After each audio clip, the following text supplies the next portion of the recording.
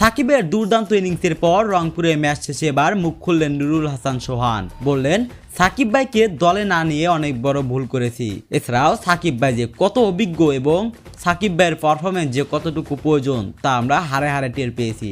ঠিক এমনভাবেই সাকিবকে নিয়ে আরও অনেক কথা বলেন নুরুল হাসান সোহান। চলুন জেনে নেই বিস্তারিত রিপোর্টে। জিএসএলে রংপুরের হয়ে খেলার কথা ছিল সাকিবের, তবে পরিস্থিতির অজুহাত দেখিয়ে শেষমেশ সাকিবকে আর দলে নেয়নি রংপুর। তবে জিএসএলে ঠিকই দলে জায়গা করে নেয় সাকিব।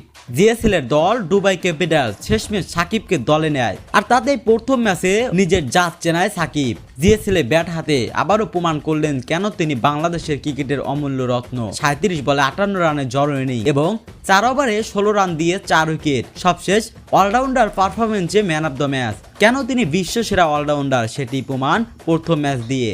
আর তাই তো নিজেদের ভুল স্বীকার করতে ভুলেননি রংপুরের অধিনায়ক। সাকিবের এমন পারফরমেন্সের পর রংপুর রাইডার্সের অধিনায়ক নুরুল হাসান সোহান নিজের আফসোসের কথা স্বীকার করে বলেন, সাকিব ভাইকে দলে না নিয়ে আমরা অনেক বড় ভুল করেছি।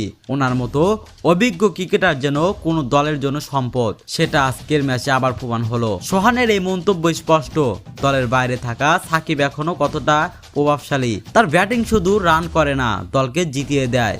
তার বোলিং শুধু উইকেট নেয় না, ম্যাচের সবচেয়ে টার্নিং পয়েন্টগুলো তুলে নেয়। তো ভিউয়ার্স, রংপুরের অধিনায়কের কথা আপনাদের কাছে কেমন লেগেছে অবশ্যই কমেন্ট বক্সে জানিয়ে যাবেন।